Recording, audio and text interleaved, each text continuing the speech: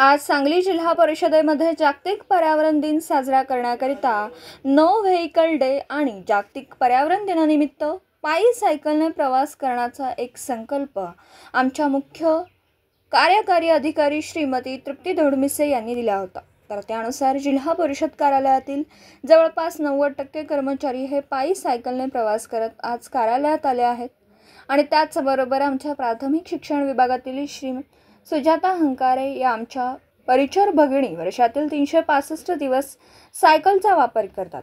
तर आज सर्व संघटनांच्या वतीने त्यांचे विशेष कौतुक करण्यात आले। यावेळी आमच्या सर्व संघटनांचे प्रतिनिधी उपस्थित होते।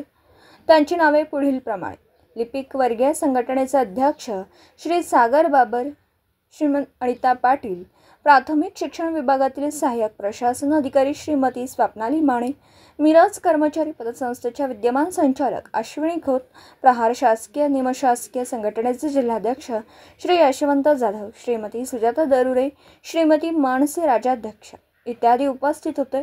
पत्रकार राजेंद्र शिंदे, झी न्यूज मराठी। आज जागतिक पर्यावरण दिवस आहे।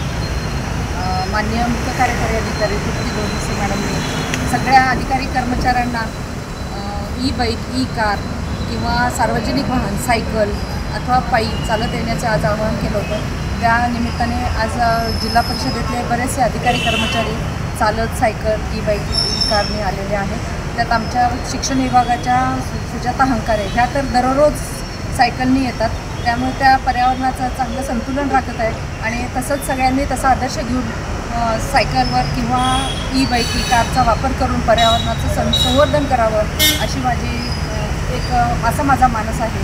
आणि तसेच आम्हाला आम्ही आता सकाळी सगळ्या अधिकारी कर्मचाऱ्यांनी असं ठरवलं की आठवड्यातला एक दिवस सगळ्यांनीच वाहन डिझेल, पेट्रोल वाहन न वापरता सायकल किंवा सार्वजनिक वाहन किंवा ई बाईक किंवा ई कारने येण्याचा आम्ही संकल्प करत आहोत।